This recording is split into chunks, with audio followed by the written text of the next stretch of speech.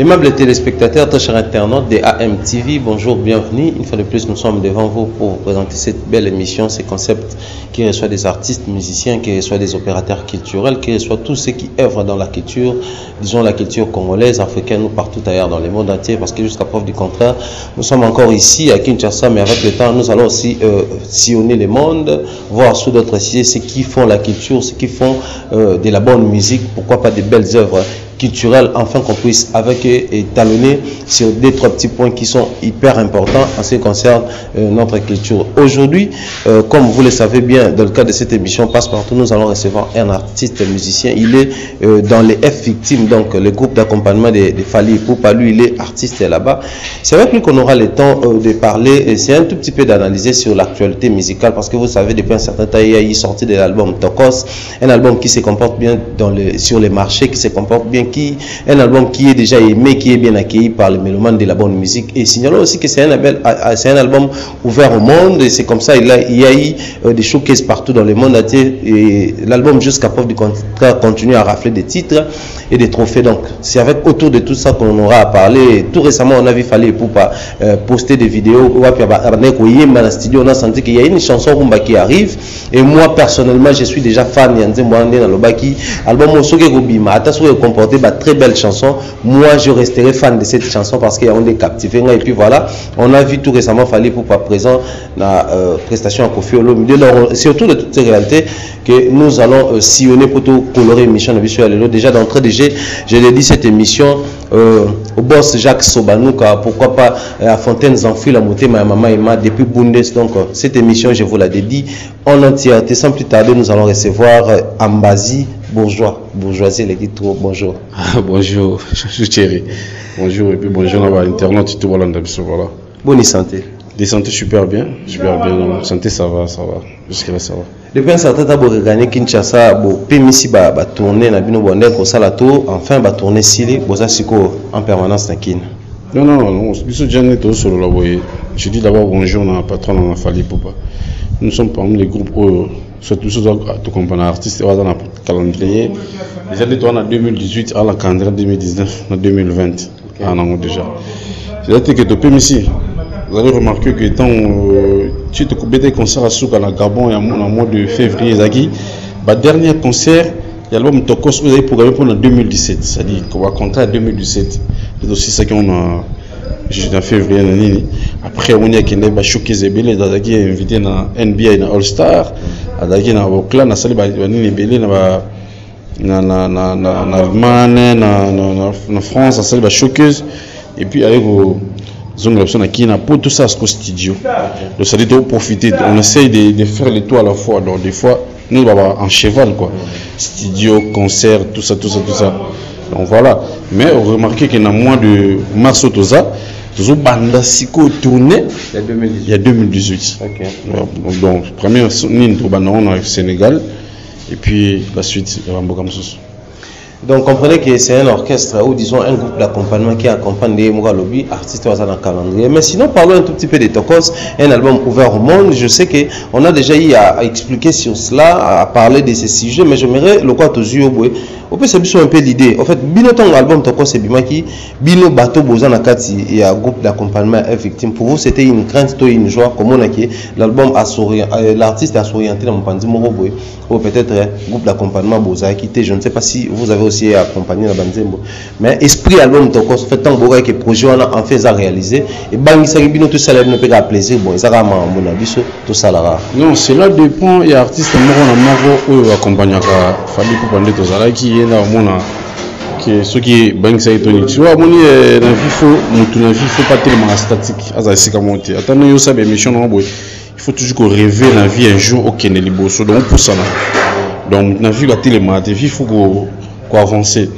Vous savez ngai à mon avis à mon humble avis le artiste ou le kata musuko émerger to ko yoka to ko poussa na sumo makasi ngai pour ngai vraiment initiative morale loué tant au patron de ça l'album ouvert parce que dans l'album on sait que faisait la remise à question il y a maramba loba banda kala que musique congolaise en ghetto musique congolaise à kokita musique congolaise en boy. Il a fallu mutumoza na vision ya ramener musique au delà il y a donc ça n'a autre chose quoi faut dire à mon musique alors on a évité c'est c'est vrai c'est creuser sur la difficulté parce que ton album c'est magi surtout ça 200 musiciens je pense que tu là 60 parce que comme est-ce que nous tous on système au gré des vagues comment tous on au gré des vagues toi que la sous banzembo français ba tonalité ba prononciation ba diction tout ça on est obligé à ko anglais koti ma to message na ngote donc il faut qu'il ne sous na English Africa tout ça donc il a dit biso moins difficulté mais mutu azana ne biso optimiste donc nous biso tout le monde a opportunité c'est la difficulté donc on a bon donc moi je vois l'opportunité là où il y a la difficulté donc pour nous on vraiment bénéficiaire parce que et ça m'a mis au salaté donc si on a s'intégrer dans cadre na comment il y a reposer matière et puis le lot on a imposé le matière donc est bien. C'est bien pour vous qui ne peut bien disons tokos net le bara toujours mais le lot boy tokos non quand tu me battre comment na taba na comment tu na rapper vraiment et ça doit non faut ça le MHD bon biloko ba naza ba black ba ndeko musuta musuza na ko yemba ko bon potana ngo yembi mais ko rapper pesa mususu comme seul ton amour peut me comme de ma chérie si tu savais tout le gars que j'ai pour te trouver de minuit à minuit je pense à toi la suite de ma vie je la fais passer à toi na lingi yo trop de qualité zéro d'effort une femme m'a dit moi c'est pas trop tôt matin midi comme le soir un sourire ça se cache te revoir n'écoute pas les autres vite ta vie le sentiment va partir très vite voilà MHD on rapper tu rapper vraiment na rapper nga ça dure et copie sur la tendance qui est comme si on est ouvert n'est pas musique ouverte comme si on est ouvert on a au c'est vraiment coup de chapeau à l'artiste il fallait pour na copie ça Congo album moi une fierté au niveau et celle de ouverture on a vu moi je pense c'est une très belle initiative et on ça là mais c'est une très bonne chose et à s'intégrer dans l'esprit album Tokos moi je crois nous incitons aussi d'autres artistes qui ont des groupes d'accompagnement qui ont des orchestres d'emboîter les pas vous savez aujourd'hui une musique ouverte au monde ça permet à ce que les musiciens peuvent maintenant 30 musus ça permet que les musiciens ça la peut encore exercer peut-être on a nous basalaté avant basalana yo bisika bozawana mais parlons un peu de vous actuellement la position du groupe d'accompagnement. Bon, aujourd'hui, il fallait pour il a un calendrier à lui propre, hein. Mais vu que vous êtes, il est accompagné par Bino, chaque fois il y a des déplacements voyageurs à Bino, on ira plus loin même en Europe, même en Amérique, parce que ce qui concerne l'Europe et Simba qui a la cigale, il y a qui est à Bino, qui est Amérique, on a aux États-Unis, Canada, qui est à tout. Mais le groupe d'accompagnement apparemment il y a au Satur et Kamoko. Bon, côté ça, tout le monde est circuit fermé, Rabino, et les autres, Rabino, c'est comme un cop Cabino. Mais pourtant, tu dis que ça, on a battu Rabino. Pourquoi fermeture Cabino? Parce que tout le monde a battu Jonathan Wendy, tout le monde a battu Emani, battu mais apparemment, tout le monde a battu Rabino. Non, il faut battre Rabino. Il y a un groupe d'accompagnement. Il faut toujours un texte, toujours une logique. Il y a un groupe d'accompagnement. Ils ont différemment l'orchestre, tout le monde a bandoliste, et puis tout ça danger, tout ça, c'est différent. Nous, c'est le groupe d'accompagnement, tout ça, je pense, patron, il fallait pour vraiment la biso mingité. Tout ça, dirigé par des chefs, il y a les chefs à télé, qui est les chefs du groupe, c'est-à-dire, groupe, et puis il y a les directeurs artistiques, il y a les chefs de la répétition, Zagalo, du compas, Jobey, Zaga premier, et puis aussi le disciplinaire, donc Venanso Boloyang et puis Venanso Willy. Au moins déjà donc la structure Mobimba. Je pense à chaque fois de Bosaka, patron a besoin d'un rapport. Par rapport c'était une perfection qui toque, ou azo bolo qui toque, bonabo indiscipliné, ou qui m'a répétition, ou azala bonabo tout ça. Tout on est au contexte hein et contrat. Il y a surtout fermé pour ngande tinga za groupe nangati. Na éviter comment je peux refuser à quelqu'un à côté en orchestre. Et na banana ndeni. Chaque jour ba musicien bayaka. Chaque jour ba musicien bayaka. Mais musicien peut il faut bosser makasi pour oya na standing biso déjà. Parce que on a même là j'ai des difficultés peu batunga il y avait un moment batuna ba émission na internet na ba télévision, il y avait une seule question pourquoi voyager raté. Soit beaucoup voyager à trotter. C'était comme ça. Or, parce que na kuta bato. On a kuta qui bato sous le bagoya donc ba kuta. Moi légèrement donc OK c'est cool 12 ans déjà. Moi ba kande kiti ba nindo bato bazo voilà comme non boye. Mais na kuta qui wana c'était dire c'est le kuta déjà groupe moi bato ba na poto parce que la musique congolaise on daki poto à bati grade. Aki poto est assuré. Oh, bon tu na voyage à Gabon de. Tout qui na poto té. Otika na Gabon donc ça dit mutake poto est assuré. La musique congolaise lelo la bongo. Nga ko masa mo beta na wenga no sanga bina ya na ba wenge oyo ato yemba lwanje la tuzula talwa nani ho lwa papa griffe mais soki ba kilo na poto té na wenge o elo té. Masa mo ka beta na lisolo. Mais au sentir que na ko c'est la soki poto matigrade. Siko to kutida bato bazala déjà bango tout dans longwa té. Pose ce micro en loyemba et facilité.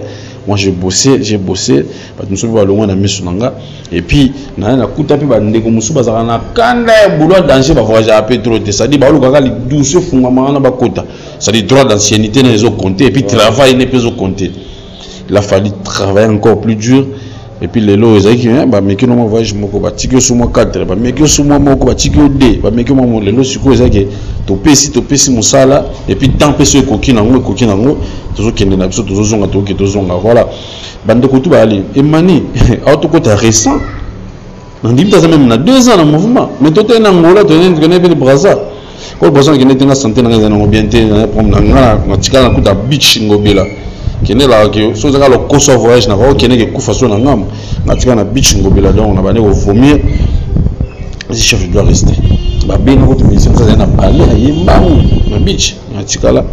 C'est comme ça. Emmanuel a côté récemment, Emmanuel a côté avant Jonathan Wendy. Et Jonathan Wendy a côté avant Emmanuel, Youssouf a côté avant Emmanuel. Youssouf côté na côté tout ça na ba Juno Loswa, tout ça na ba Signorita, tout ça na ba tu bele on ngaba na côté ah ba Emmanuel na Angola, ba na Angola te. Ça dure ça na onka temps, ça na onka surcoût fermé te, ça na onka likambo, ce qui ne nzamba permettre tant na koki nango voilà.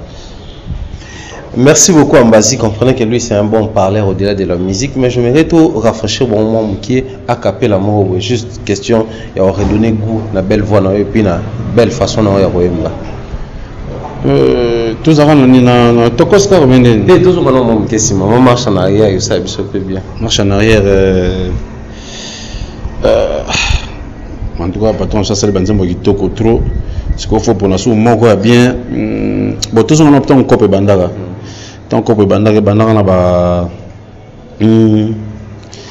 nazoyoka bien nazoyoka lolemu ozo comme bien chéri bandela leson mémoire fungama pozo salanga lengi nazoyoka bien nazoyoka kitoko elengi zangai eletro kitanga yaba mananga adanina matanga ipana bino pardon chérie banola lisusu je t'aime encore un peu banola ngai biloko akatia libumu mamaye tamanga yabisaki nga ke yolingaka nga kosapina ye na ngai galas ngai oyatona yoko mwana on va prendre la bombe bombe ce soir pour bana 12 ans va à internet yoko mwana moke yoko mwana bébé azina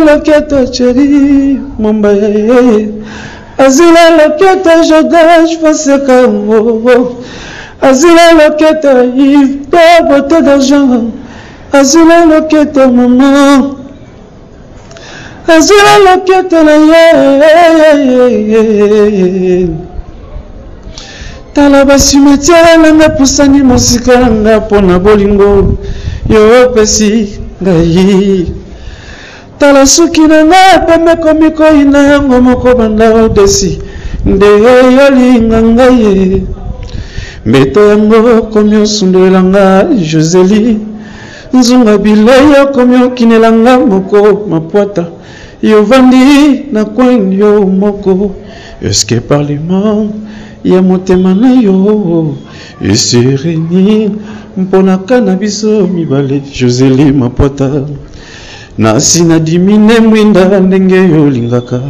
minuye koki Kevin Fileka télévision zotala se popi melangai bisengwa buto la kisanga epai na kozwa bisengo oyo pesaka nganga bisengo l'autre la pesaka na l'autre la bisengo cheri mama pesaka na mama ye Kevin Fileka pesaka na l'autre la Yves Dangote pesaka mijenga zai pesaka na l'autre la Togos. Comprenez que c'est un bon chanteur, comme je disais. Non seulement il parle bien, mais il chante aussi merveilleusement bien. C'est comme ça nous voulons avec nos artistes qui se débrouillent dans les chants et puis dans les parler. Parce qu'aujourd'hui, la musique, c'est non seulement chanter bien, mais aussi défendre ce que tu fais. C'est comme ça lui, il sait défendre sa musique. Voilà, donc c'est comme ça nous voulons faire avancer la culture et la musique en particulier. Donc, nous allons fonctionner comme ça avec tous nos artistes ici, surtout dans les tranches, il y a passe-partout. Mais parlons un peu de l'album qui arrive. L'album, tout le monde déjà couleur à rumba et tout les amours variété tout comprendre n'angai avant tout quand l'album moi tout décortiquer moi il y a des langues qui s'élèvent partout disant que parce que moi dans la majorité des cas où j'ai suivi où j'ai eu à suivre disons fallait pour pas il a souvent tenu le langage de dire que moi je travaille il y a l'artiste et puis bah artiste on soupe mais dans tout travail bon ça veut dire il y a déjà sur rabino bah artiste à niveau morobo mais tant que vous vendez rabino morobo mon ami bah John morobo soit nanzela soit bah cause appelle bah fan rabino soit bah tout morobo artiste était président pendant que lui-même le président ou reconnaître mais lui il reconnaît en vous artiste et ça là non on a ce que tu quelqu'un na biso koyeba na quelqu'un comme na biso OK koyeba na quelqu'un na biso vous savez biso lelo oyo tout ça bat moko il faut tout comme ça pas trop na biso trop et peut-être comme ça en Nzambe balangue wana certains langues de bitoka ba mission fali ba ibani troté ba mission fali ba ibi koyemba te ba mission fali boye na boye to seka kaka parce que on biso za na les jeunes to za na modaliki batutu parce que c'est na le balelo nengwa ba leader ya ba orchestre belé ba mboka na ndeti ngana tambola ba mpe ba komati ba kendati hein tout assuré quoi donc facteur koyeba na wana tikali chance na yo ya vie so za na makila ya koyebana na courage na yo ya koluka koyebana. OK. C'est très important. C'est très important. Batu baloba bo. Nous on a fait des efforts tout le gâteau yebana. Parce que ce zaka pona koyebana te pour tout le gâteau yebana te aujourd'hui on a parlé na ngate yozo leka au benginga na bina place tête coûte tout ça l'émission. Donc là c'est que maman on ça c'est pas important on a ça la place c'est pas important na ko batendo ko na maman on ça la mais muto na yele c'était ko denga moi 30 minutes dans son interview na ndeko na ngachiri mombaya et c'est important pour na carrière nanga.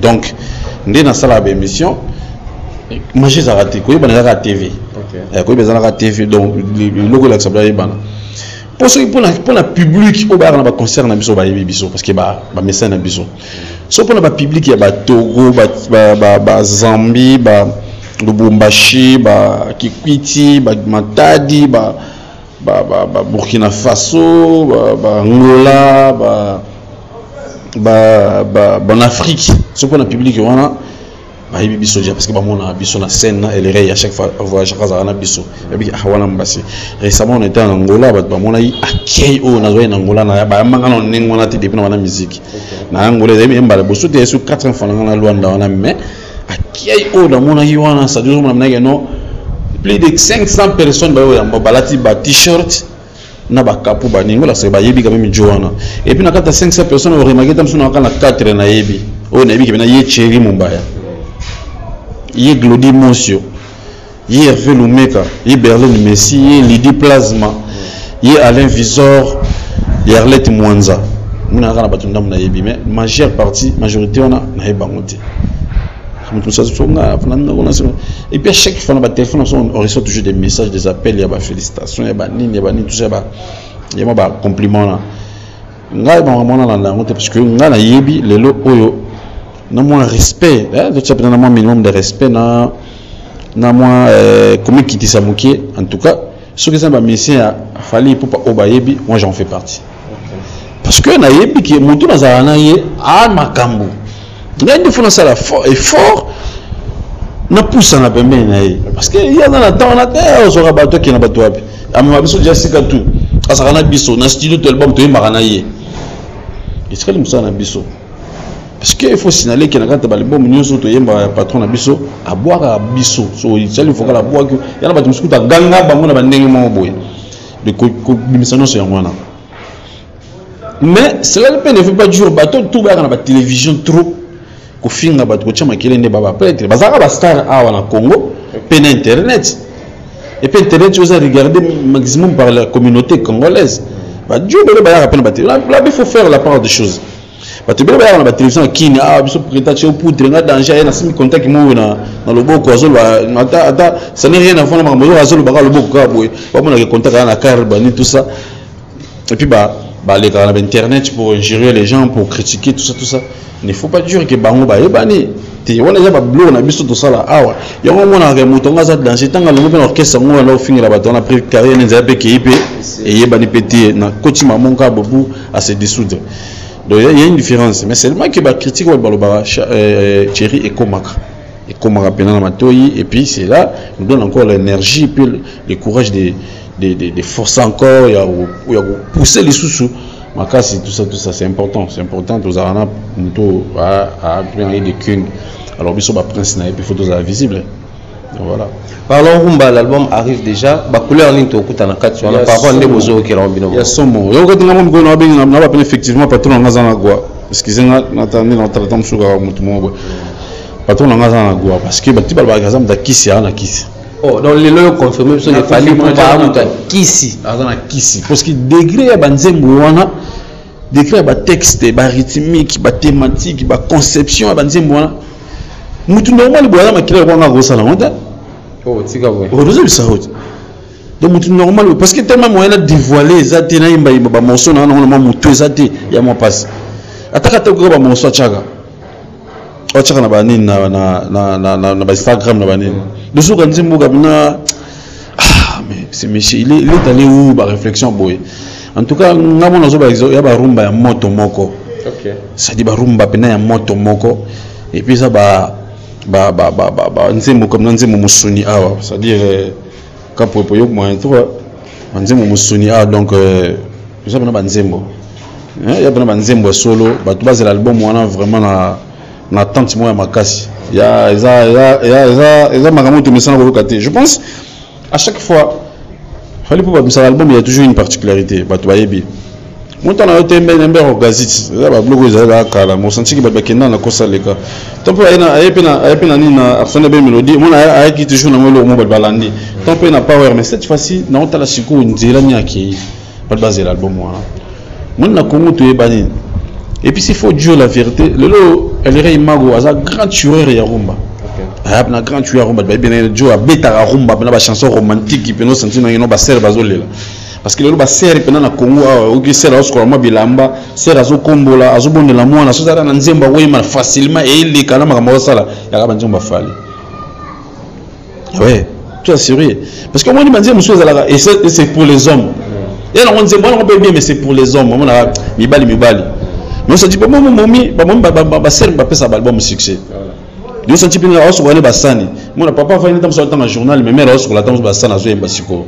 Ay embasiko ne je na sina le balanga balinga motie na la penda na soki na la balanga balaba demi mesure yangala bema bébé chéri maman na ligue arrêt na pesa yo kitoko na nga kati pe libanda mona eleka exclusivité amona komisanga golole bavalana aswa de basani yo mo pe ko rapela fifi yena na lutwana amana comme nene a continuer ce qu'on peut attendre nzemuni a continuer ba sen ma pesa ce qu'on ba ser fois ba nzemo mo bozo mema bango ba okende facilement iso mema bango ningaka yo na tango nalingaka yo na midi nalingaka tina pokwa butu soki nazala nani elala lutukuna ya masika nanga éliminer chérie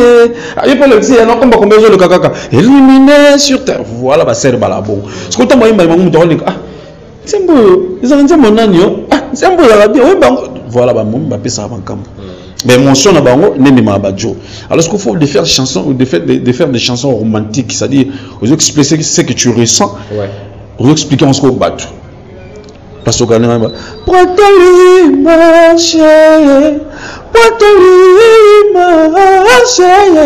chala bianga no kakalelo fila ningala makete tama bana babima oh bakili banda kozoke no côté oh maman na sadia ba blo mombo pardon maman la tala mabali na atali puta moko ba faire mombo ba seba Dieu na continue na mbuko na biso ya bongo donc ba base l'album on et ali na ba capacité ba ba ça ba nzembo to beta maboko mais ba nzembo siko pour biso to boka disque bord bi makamite te biso to bimisaka album binisi po ba yoka to boka te na boka disque on la disque c'est là deux chansons en zela preuve et qui disque be tika 2 mois pe et non faut que bimisaka album ba bimisaka ça on va préparer on va jouer temps au sala batali album ko sila na ngoba to pesa on sur 4 mois à corriger to sinon nzembo to traiter on pendant une semaine to ko changer malubu ko sama boy o mona professionnalisme wana o mona non bo siko pena siko comme consistance ko balia pas de base là chérie album wana en tout cas ils bison ngale tinga nos star na album wana oh tika bo c'est ba pesi o pena banzela te atana indika vocal moko nos star album et pourquoi le monsieur il dira ni nos sala au moni ata pas photo monsieur makito par rapport à environnement kanyango comprendre parce que ça yala on normal mais si on va jouer miro ba sali décor moi mystica on va attendre les caméramans on filmer et puis ça sur le voilà donc ça dit nzemo nini yo yimba ki popé so makam so ba plus beaucoup na nzemo elengi mo sentika pour que na ba rezanga ate OK bozaka o sa bo bita na ba fête place ba ko ba star ya mona voilà. Merci beaucoup Ambazi, nous tendons tout doucement vers la fin. Tout récemment, tout à comme la vidéo qui circulait à Internet, nous étions là où il y a eu la présence de Fally Ipupa la prestation à Koffi Olomide à un moment donné, même par Instagram, par vidéo circulait, tout le monde mère Nana Ketchup, par fan, El Rey, manifester encore qu'une fois de plus love, il y a Bolingo, il y a solo quoi, et ça la biso plaisir va star, na biso quand ils sont sérieux aussi en amour, ça fait du bien, mais tant que vous là-bas, moi je vous dites. Un jour, peut biso toza la possibilité na ba succès belé, tu es na podium ya Fally Ipupa, abetana structure mususu, mais biso peut to longwa déjà mais to comment na ba succès belé, ou yepe ba ya mieux na succès ne mo pa ya mbe Fally. Un jour vous avez na ba vision là. Effectivement, parce que on est lelo ba faut tout ça la moi sérieux dans mon ça là. Je pense na le bon be mission belé à partir de 2006 si les longs des six les musiciens au longwe au coach d'orchestre mususu au fingi place au hauta c'est-à-dire le rey mago approuver un OK au longwa na yo OK ça n'a rien à voir na place au fingi pété et puis on a un succès na yo parce que moni patron so fallait pour passer la succès ko fait le mudaza vivant ko fité ndé on peut ko fait le mudaza la succès na mboko taboula vivant papa mba vivant et oui nous vivant succès à danger donc voilà tu peux faire bien ton succès sans pourtant au qui calculer ba mususu à l'exception de que non au fin à ça la succès na ça banzi mona déjà fin à le artiste le Fally Ipupa l'artiste le plus injurieux na Congo ba critiquer trop ba fin à trop na Congo mutuno ça ko ça le on est pose makambo fo ya abamba mama pencho ko to na pour ça les bien mais qui pas ta répondre à te on niveau ya nini ya solide ba ne razana donc biso tu faut toi emboîter par exemple moi ndingwana toi emboîter pas moi ndingwana à 3 mois boy ah tu t'as né ça bien t'as né ça fait depuis le mois na papa na yo ne nous en papa oh donc tu faut ça papa na chérie nous papa na lelo ça fait la fierté biso faut donner un exemple en ndingwana et puis balandaka exemple bien mutu moi lo ngwana orchestre asala orchestre moi finga raté tout ça mutu ngazwa papa na et puis nous sommes là qui papa na écoute non na sala dépend au bayana ba concert na biso c'est vrai que par contre ça fallait pas jouer non tenter oya vu calendrier na mais mutu ngaye voilà c'est ce qu'on a besoin on n'a pas besoin de ça en tout cas personnellement en tout cas par exemple moi vraiment loué matière donc Bah, moi, vous comprenez que la réalisation signale là, nous sommes arrivés à la fin de notre émission. Mais en bas, s'il faut répondre très rapidement, la question va depuis un certain temps, bah, il y a un ministère fallait pour voir le bas fort, contrairement à les Bosson. Question des téléspectateurs au Lobané. Ah, c'est bon, bon. Surtout le bâté, on le baraté, vous le gardez, vous avez fait le patron à bien, vous répondez à la gâté. Sur vos lobbies, oh, le bas fort. Donc, vous avez un mot, il est au Macan, Congolais. Congolais, biso. Tu as la chance de Congolais, mais tu as la difficulté, il y a revivre dans le Congo. Une chance qu'on a Congolais, mais dis-moi difficulté, il y a revivre, il y a revivre Congolais parce que mon a non, vous remarquez, on a habité, bon, là déjà, on a un exemple, on a fallu pour pas. Non, c'est catégorisé, on a côté, et à finir, on a finir. Les lois font finir, vraiment, il faut les gagner patron. Mais il y a des gens coaching, il y a des gens qui ont vie salaming, il y a des gens qui ont les cas chrétiens ou les guiers. Ils sont tous les gens qui ont les gens qui ont les gens qui ont bien et simbi. Et simbi nango, ah bah jouer les ballons, manger ça. Bête le cas bien, bah tu vas royer quand on est ici. Toujours les gens particulièrement bon, éviter ce bandit non. Mais quand il y a des vérités à dire, faut tout le battre. Tout nous allons boy. Nous allons biso le lot tu souffrons combien de mboula na mboula le lot mo au senti clair ba journaliste mo ba côté la ministère mo ba critiquer na mo fallait popa au senti clair ba tout mo ba ministère mo ba sala clair na ba contre fallait popa tu souffrons na mo na fort mais quand on a monté sur mon mutu moko aza mutu na biso tazaka mutu malo ba quand même moins vérité ken piano et puis depuis ken piano comme le ba vérité ba tu ba tiki mo finga on dit ba yoka ga na mo ba ga ba di ba yoka ga on dit ba banga ga na yuna na tala d'émission internet tout le temps ba marocain c'est tout na tala OK na coach na butu be lo wasala tama lo tala na ki ninga finga na subi na woseka na tele pe ninga zo bana bien yesu raisonner bien na tele pe na bidon pe na katine lo rezate na tele oh dans 5 ans de carrière na tele tout na tout là OK mais toi bah nous sommes là pour bana ba doit ça bien biso dozo ka matière dozo matière voilà le bien bien mo on a redéveloppé na ninga na nga zo bon mais biso finga te mais il y a des certaines vérités quand même faut te le bapé tout ça batou tout ça na Mali qu'on a bien un mission congolais monté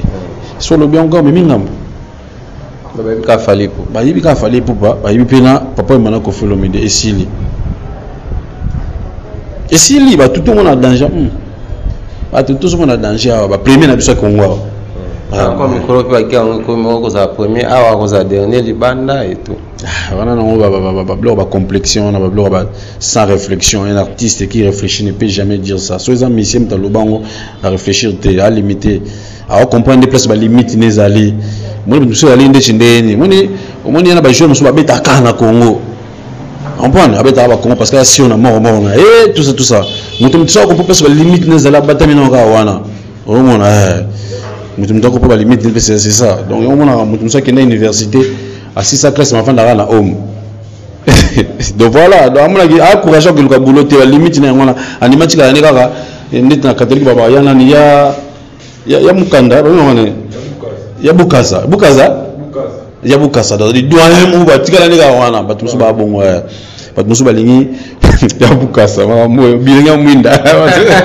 ça que si ba téléma statique ninga za ka wana na grand prêtre na kwena non lelo oyo Davido ya kiawati Davido uchi awa na Congo ba mfulo ba yango yo ngata kwa internet na chaîne ya ndiko na bino nani sero nani ma mission TV serwana Nathalie ongai mo Nathalie oh parce que ngande na bona sabona na ba ni presque tout ya bien na sabona presque na ba site tout ya bien ya yo naza na kacho na NTV naza na sabona so chinelo mbamo finalenga OK Nathalie Batuni ni journaliste mo ka ozo tuna bi Davido quel est cet artiste congolais oyo yebi ce qui peut ko manzi moné moko abani je connais Fally Ipupa et Koffi Olomide bakomi siko bakomi tu batu bazoni ngaba lobiseka mise mo musu na nkoka kati jomo yo souffler comme moka na nkoka ça batu plaisir donc comprendre ça dit on va spontanément ou immédiatement monter mané sans ko samba malamo Fally Ipupa Koffi Olomide et ça magie de si vous avez premier non moi je me suis photo cola to cola pena la mentalité to cola pena na mutu parce que biso tout ça ba jeune net ba biso ba oyo ba exemple na biso ça ba to ba liboso na biso il faut to boiter ka ba pa surtout makambo bien ba zo sala alors so ba ngo ba to liboso na biso ba ko pesa so ba leçon malonga te yango zo mona jeunesse so dae ya on somona ba monsieur mususu ya mukie ya pamba ata na carrière ta lekina TV finga grand moboy ya on kaspo ba grand na ba ko pesa biso nzela te ya on moni ngana ba na za un exemple mo ya fali pupa il fallait pas leur donner un exemple pour les leaders rebelles dans le Congo. Ça t'a pas voir te. Aujourd'hui on a pas vieux ba liboso sur la station nzela. Il faut que nous montre le professionnalisme. Il faut pas la station professionnalisme wana. Ba la station comment on doit faire, ba la station comment ba kenda signer contrat, comment ba salaka comment ba droit de ni na biso sandeni, comment ba j'ai mis besoin si matala biso sur to ma pango bilo ko bo sombete, so bo sali boité za la boité. Ba lo ngaso explique faut que beta ramatolo, ba lo ngaso explique faut beta concert kana kwa mo belo ko la club d'amitié, Papi Pichou José ba ya kakuta na ya filoté. Ba la biso comment on doit évoluer. Donc batubele baza vraiment la matière té bana mitute maramo tout ba vérita ngo la commission slogan commission on mo les photos ba vieux ba liboso ba aider biso ba encadrer biso nous sommes des jeunes tozoya ba aider biso encadrer biso mais certes que toza ba jeunes mais il y a aussi des jeunes avertis ba yebi ozo beza kosa les gars ozo lo beza bêtise to lando té OK oh ndé photos voilà. Merci beaucoup Ambazi, quelques salutations à Baoyo Bazalara. Si possible, peut contact Nini Barozo inbox, c'est ça vraiment plaisir. Il y a un plaisir, on a qu'à l'attendre, on a gêné sous ma casse, on peut savoir le numéro de l'émission, mais on a 2 ans on a pour l'émission. On a son tabelli au Gazunga, on a son tabelli au Tarayonga, on a son tabelli au Gacheri, on a besoin de Bassi, Dombala Mossi, on a besoin de Bazunga. C'est pas peut-être que ça va monter vite fait, on a besoin de monter dans. Na bande kutu ba soutenir nga balinga ngai de partout na pesi moti na d'abord na patron ngai fali pour pas de Kunhas El Rey Mago Trita Mahas les génies de la musique congolaise donc et puis na pesi moti na administration na biso mobimba ya poto pe akin bon moti na Yves d'or beauté d'argent papa bio ntuna ngai et puis na pesi moti na Alain Vision en Angola ya Arlette Mwanza. Si je na fond na Jordan Fonseca de longue date en train de se retrouver le sous Jordan Fonseca place aux ana pana na pesi mbote belé Kevin Fileka Laurent Kaniki yana nga Yves Njole le bouclier yebisa Gimbi et solution je suis de cœur avec lui donc Chino Sel Hollandais noir pe azali grande sœur propre Valérie Njubi la maman de 3G quoi donc 3 garçons 3G swag et puis ser nanga pe akala chouchou na iradi bambote ser nanga Florian Mangenda bambote apesi mbote pe na papi matalatala matos le miroir batino sangola ba soutenir ngai donc bambote na bino ebele pe mbote na boss Ivan Almeida na Angola boss Ivan Almeida et puis na Mali na pensé na Ahmed Béton Armé Ahmed Béton Armé na Mali na pese bambote belé na opesa sumbote na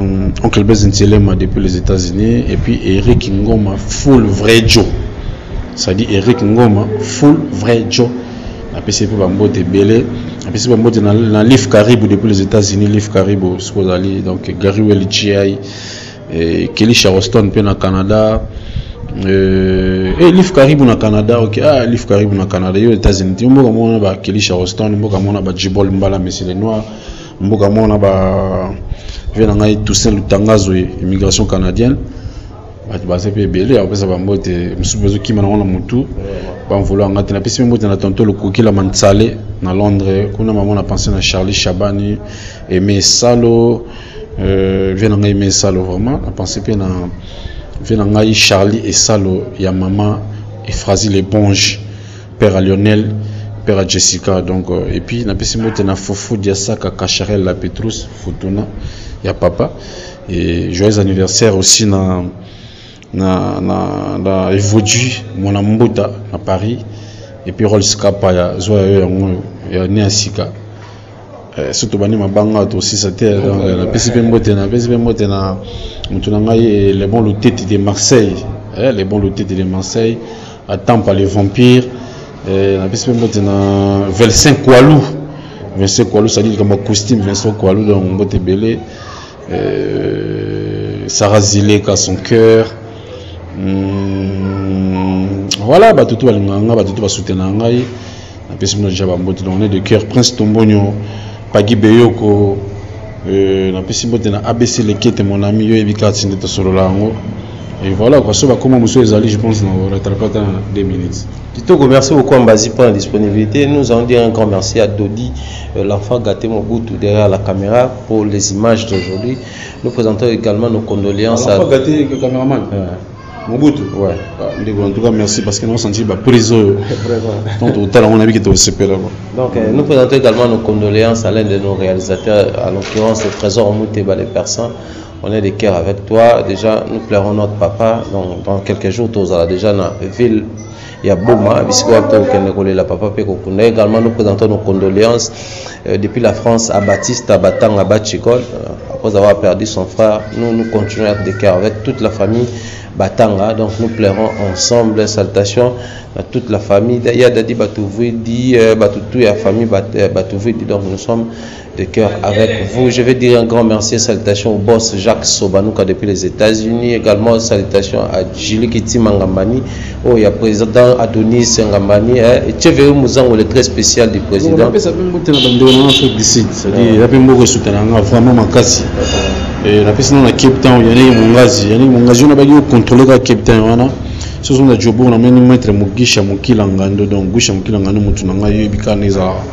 Et puis, on a mettre Junior Mouk, on a mettre Toro, MP Dari, et puis mettre CD, Eli, la Panama. Donc voilà, merci. Donc voilà, grand merci également à Bob Bossele na Canada, l'homme selon le cœur de Dieu. Pourquoi pas na Canada on a fait la Kelly Charleston, bisika bisoto kenda roloke la devant Saramaye, le Kelly Charleston donc Kitoko Mingi également Prince Tukuzu. Salutations à France, c'est Kasongo Lika depuis la France. Donc salutations à Batoutou, au Balinga Rabiso, baso porter biso assistance à mon mentor Jean-Claude Longangé ainsi que maman Rose Faliala. Pourquoi pas à maman Emma Motema et à Fontaines Enfouis là depuis Bundes. D'ici là, portez-vous bien. On se retrouve très prochainement. Bye bye.